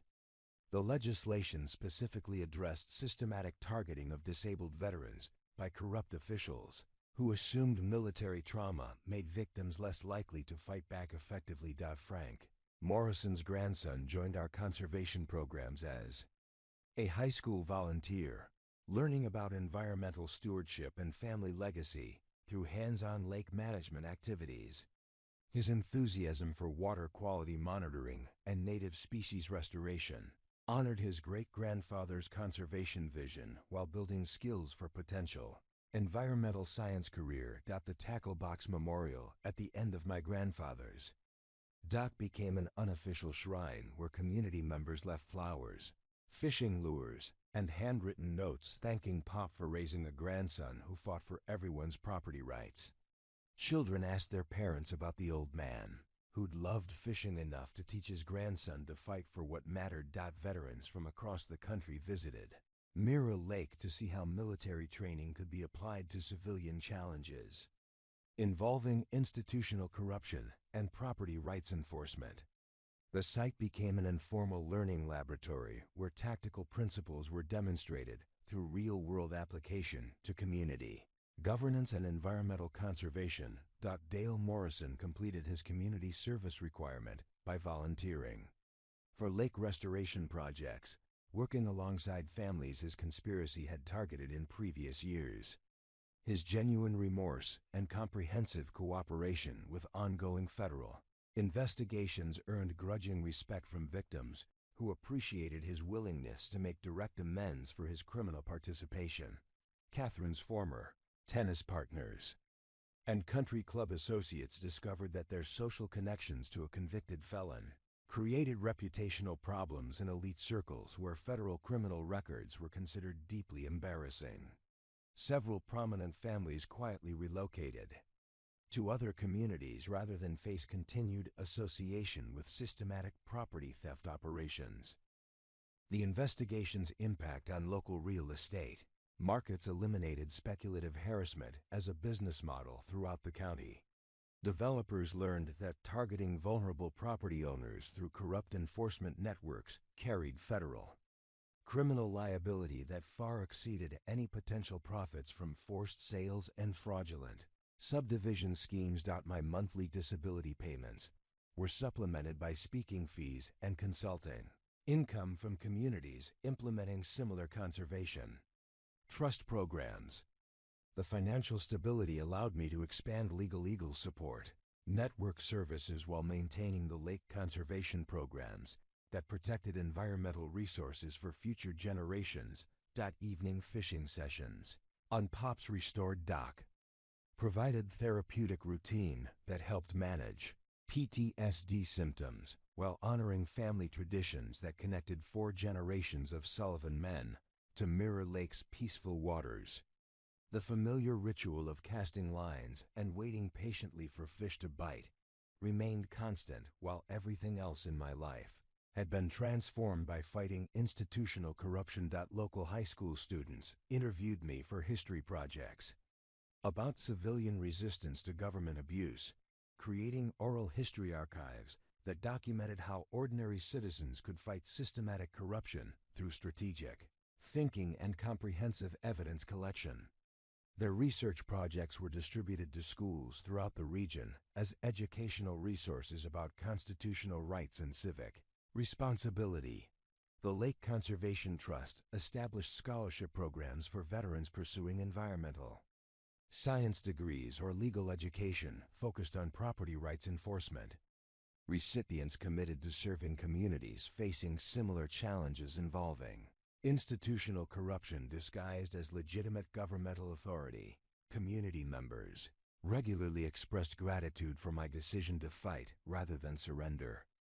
to harassment that had terrorized families for years. Their appreciation validated the financial sacrifices and emotional stress involved in confronting criminal enterprises that most people were too frightened or resource-constrained to challenge. Effectively, the story continued inspiring property owners nationwide who face similar harassment from corrupt officials, demonstrating that strategic resistance could succeed against institutional abuse when victims refused to be intimidated by expensive lawyers and government connections.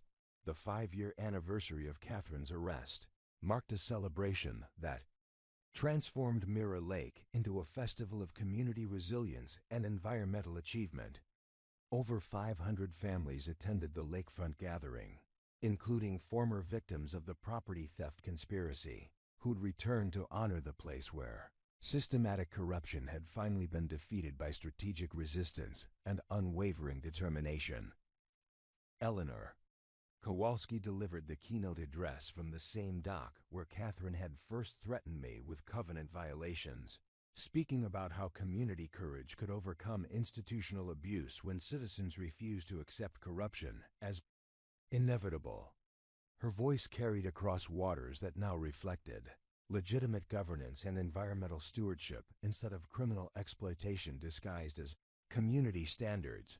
The memorial grove planted in Pop's honor had matured into a beautiful lakeside forest where native oak trees provided shade for educational programs that taught children about water conservation, wildlife protection, and the civic responsibility to challenge authority when it serves personal gain rather than public benefit.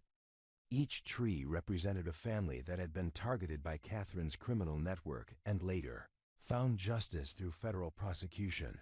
Federal prosecutors announced the final phase of their regional investigation, revealing that similar property theft operations in 4 surrounding counties had been dismantled using evidence and tactics developed during the Mirror Lake case.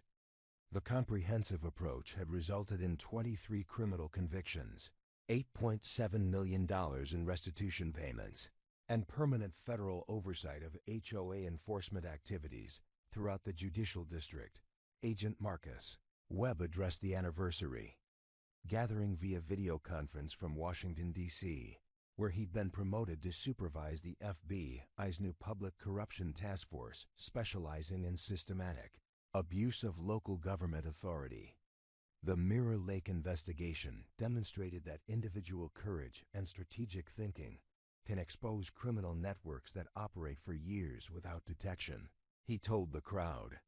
This case became a national model for investigating institutional corruption disguised as community governance. The Conservation Trust had evolved into a regional environmental organization managing water rights and conservation programs across 12 lakes in 3 counties. University partnerships provided scientific research that informed policy decisions, while citizen science programs engaged community members in data collection and environmental monitoring that protected aquatic ecosystems from development pressures. My role had transitioned from lake owner to executive director of a nonprofit organization that employed 15 full-time staff members, including 3 other veterans who'd applied military strategic thinking to environmental conservation and community governance challenges. The organization's success attracted foundation grants and federal funding that supported expansion into other regions, facing similar corruption and environmental threats. Legal Eagle Support Network had grown into a national organization with chapters in 38 states, providing free legal assistance and strategic consultation to property owners facing harassment from corrupt officials. The network's database documented systematic abuse patterns across the country, providing federal investigators with intelligence about institutional corruption that operated beyond local jurisdictions. Sarah Mitchell's specialized practice had expanded into a firm with 8 attorneys focusing exclusively on property rights enforcement and government corruption cases. Her training programs for law enforcement officers were adopted by police academies and federal training centers, teaching investigators how to recognize and document systematic abuse of government authority for personal gain. The documentary about fighting Catherine's criminal network had been translated into 6 languages and was used by international organizations fighting corruption in developing countries, where property rights enforcement was frequently corrupted by personal and political interests. The tactical principles demonstrated universal applicability regardless of specific legal systems or cultural contexts. Speaking engagements had taken me to 47 states and 12 countries where veterans, property owners, and community organizers learned about applying military strategic thinking to civilian challenges involving institutional abuse. The consistent message emphasized patience, documentation, and strategic planning over emotional confrontation when fighting systematic corruption. Catherine's former mansion had been converted into a community center operated by the Conservation Trust, providing meeting spaces for environmental education programs and legal clinics that served families facing property disputes. The irony of using a criminal's former home to protect other families from similar abuse provided daily satisfaction that never diminished with repetition. The lake's water quality had improved dramatically under conservation management that balanced ENVIRONMENTAL protection with responsible recreation. Scientific monitoring revealed significant improvements in aquatic ecosystem health, with native fish populations recovering and water clarity reaching levels not documented since the 1960s. Property values throughout the region continued increasing as legitimate governance and environmental stewardship attracted buyers seeking communities with transparent management and conservation programs. Real estate agents specifically marketed properties in areas with active conservation trusts and federal oversight of enforcement activities. Veterans transitioning to civilian life regularly visited Mirror Lake for intensive programs that taught strategic thinking applications to property rights, housing disputes, and community governance challenges.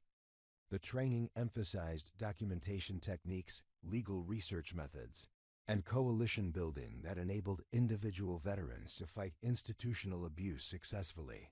Congressional testimony resulted in enhanced federal protections for veterans facing housing discrimination and property harassment, with specific provisions requiring investigation of systematic targeting patterns that suggested coordinated abuse rather than isolated incidents.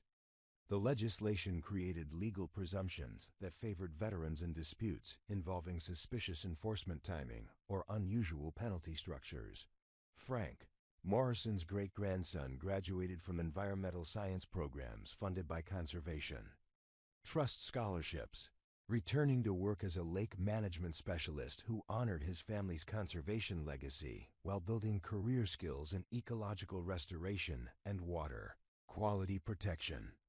His thesis research on community-based conservation became required reading in graduate programs nationwide. The Tackle Box Memorial had become a pilgrimage site for families fighting property disputes, with visitors leaving symbolic offerings that honored Pop's memory while drawing inspiration from his grandson's successful resistance to institutional corruption.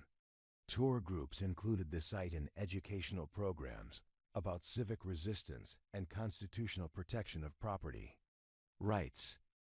International delegations visited Mirror Lake to study community-based approaches to fighting corruption that operated through seemingly legitimate governmental authority. The model was adapted for use in countries where property theft through official harassment was endemic and legal protections were insufficient to prevent systematic abuse. Local government throughout the county had implemented transparency requirements that made systematic corruption significantly more difficult to orchestrate and maintain. Public access to enforcement records, financial transactions, and official communications created accountability mechanisms that protected citizens from arbitrary authority exercised for personal benefit. Media coverage continued highlighting the case as an example of how individual courage could catalyze systematic reform when supported by strategic thinking and comprehensive evidence collection. Journalism schools use the investigation as a case study in following paper trails and documenting corruption networks that operated across multiple jurisdictions. The Environmental Education Center attracted 15,000 visitors annually, including school groups, scout troops, and family educational programs that taught hands-on conservation skills, while demonstrating how citizen action could protect natural resources from exploitation disguised as economic development. Children learned that environmental protection and property rights enforcement were complementary rather than competing interests.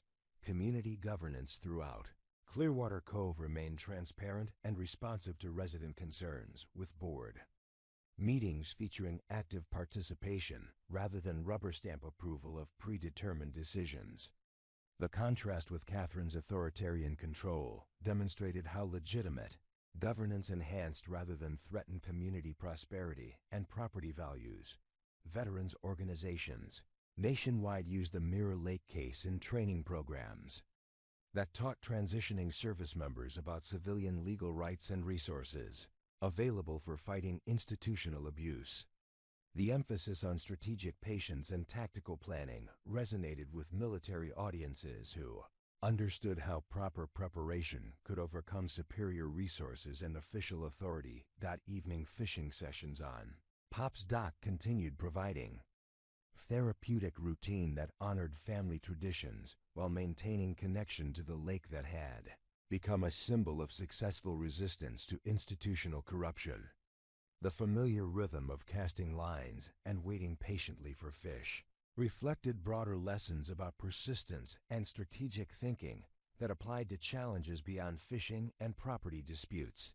The legacy of fighting Catherine's criminal network extended far beyond recovering access to my grandfather's dock, creating lasting change that protected countless families from similar abuse, while demonstrating that systematic corruption could be defeated by citizens willing to risk everything for principles that mattered more than personal comfort or financial security. The ripple effects of our victory continued expanding across the country as news outlets discovered similar corruption networks operating in lakefront communities from Maine to California. Investigative journalists used our case as a template for exposing systematic property theft operations that had operated with impunity for decades, hidden behind the facade of legitimate community governance and environmental protection. A major television network produced a 6-part investigative series titled Lake Pirates that documented how real estate speculators across 12 states had corrupted local government officials to steal waterfront properties from vulnerable families. The series featured hour-long episodes detailing specific cases where HOA enforcement, environmental regulations, and zoning decisions were weaponized against property owners who couldn't afford extended legal battles. The national exposure triggered congressional hearings examining federal oversight of local property rights enforcement, with particular focus on systematic targeting of veterans and elderly homeowners who were considered easy victims by criminal networks. Testimony revealed that Catherine's operation was part of a broader pattern affecting thousands of families nationwide. Senator Patricia Williams, chairwoman of the Veterans Affairs Committee, invited me to testify about how military training had enabled successful resistance to civilian corruption that specifically targeted disabled veterans. Mr. Sullivan's case demonstrates that our service members deserve protection from predators who view military trauma as opportunity for exploitation. She declared during nationally televised hearings, the Department of Justice announced creation of a specialized task force investigating property theft conspiracies that operated across state lines, with particular emphasis on networks that coordinated harassment campaigns through corrupt local officials. The task force would use RICO prosecutions to dismantle criminal enterprises that had generated hundreds of millions in illegal profits through forced property sales.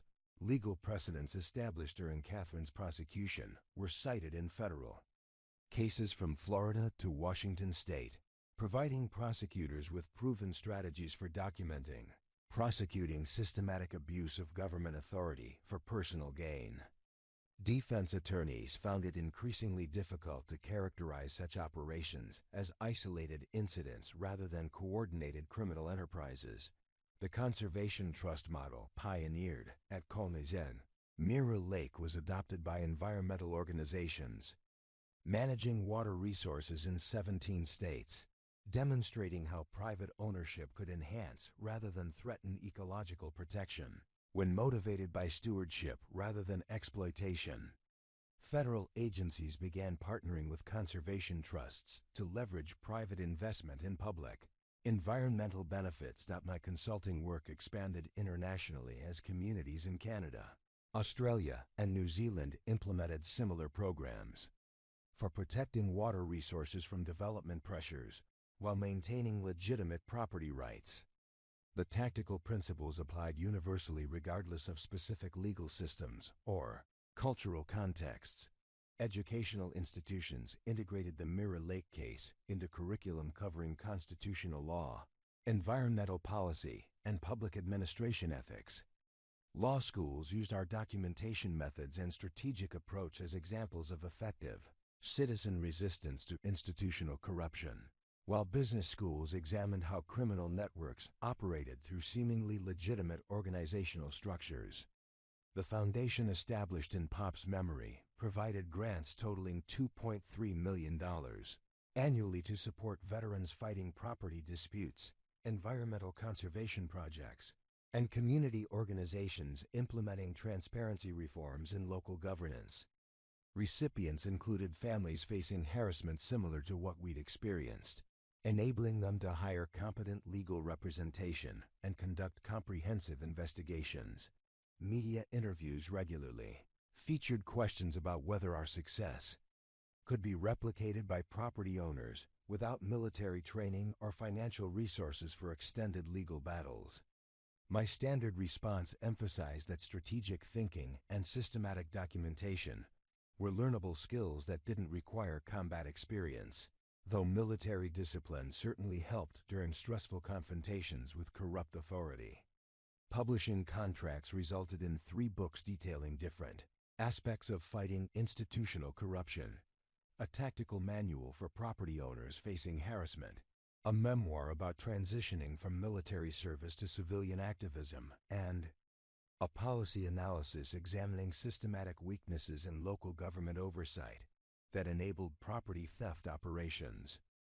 The memoir became required reading in several university programs studying veteran transition issues and civic engagement, while the tactical manual was distributed through veterans organizations and property rights groups nationwide.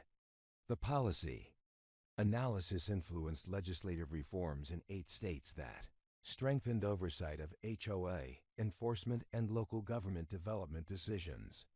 Speaking engagements at military bases provided transitioning service members with practical information about civilian property rights and legal resources available for fighting harassment by corrupt officials.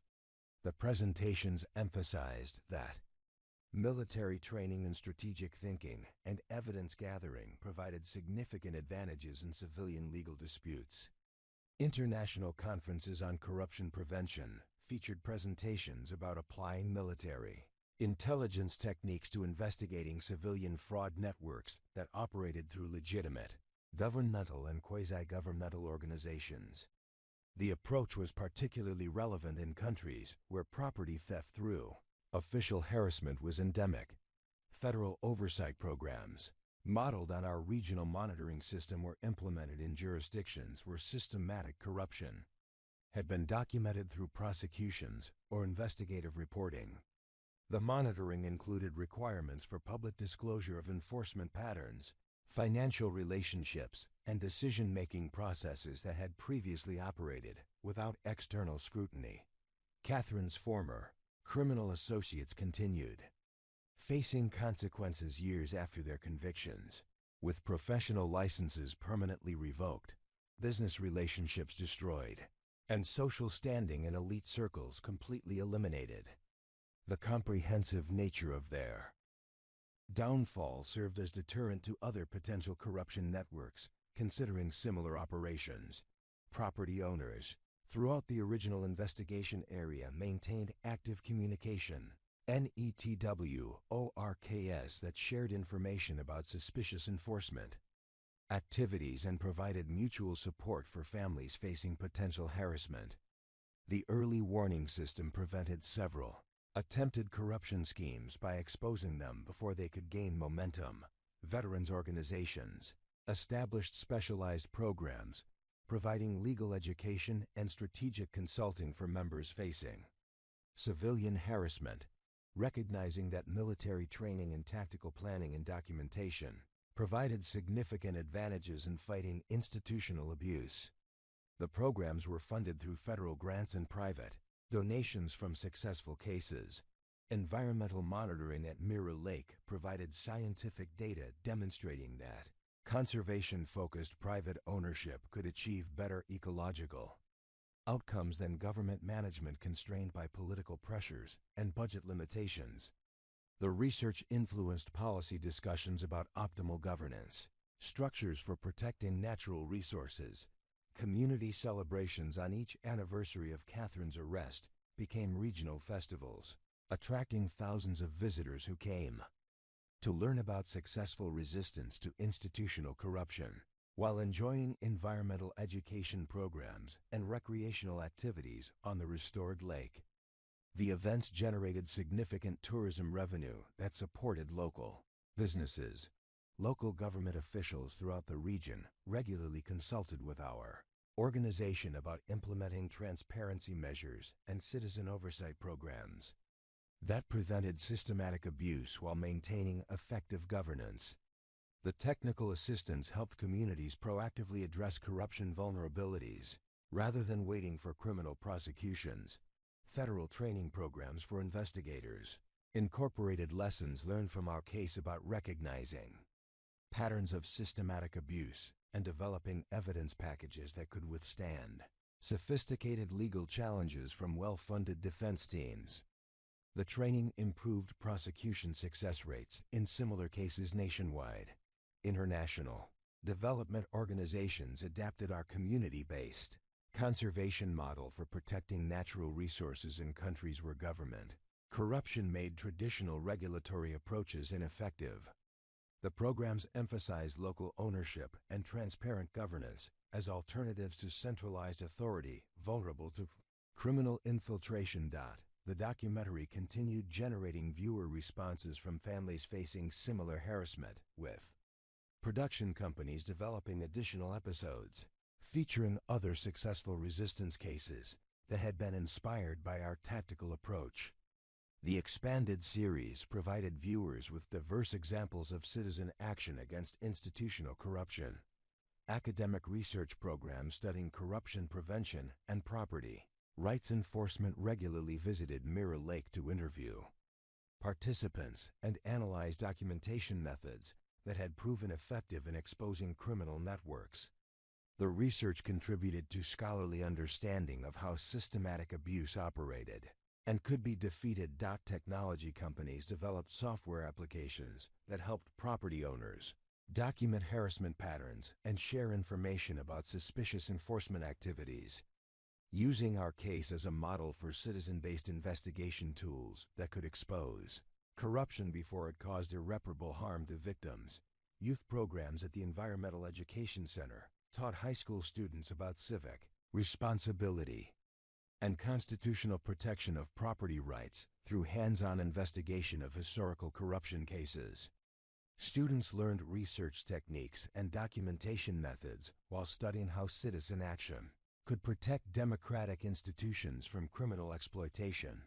The continuous expansion of positive outcomes demonstrated that individual courage and strategic thinking could generate lasting institutional change that protected countless families from abuse, while improving environmental conservation and community governance nationwide. 10 years later, I'm sitting on Pop's dock with my 5-year-old nephew, teaching him to tie the same slip-sinker rig Pop taught me decades ago. His small fingers fumble with the fishing line while I watch Catherine's former mansion across the lake, now bustling with families attending our annual conservation workshop. Uncle Marcus, he asks, why do people say you're a hero? I smile, remembering Pop's voice in the creaking boards beneath our feet. Because sometimes, kiddo, standing up to bullies protects everyone, not just yourself. The lake reflects morning, sunlight like scattered diamonds, and I could almost hear Pop laughing at how his grandson turned a property dispute into a national movement. The dock that started this whole war now anchors a conservation trust protecting 12 lakes, a nonprofit helping thousands of families, and a legacy proving that veterans don't just defend freedom overseas, we bring those skills home. Catherine serves the final year of her sentence in federal prison, probably still believing she was the victim of some elaborate conspiracy rather than the architect of her own downfall. Her criminal network's collapse saved hundreds of families from losing their homes to systematic theft disguised as community governance. The tackle box still sits exactly where Pop left it, but now it's surrounded by thank you letters from families we've helped, photos from veterans who visited for tactical training, and fishing lures left by children who learned that courage isn't the absence of fear, it's fighting for what matters despite being afraid.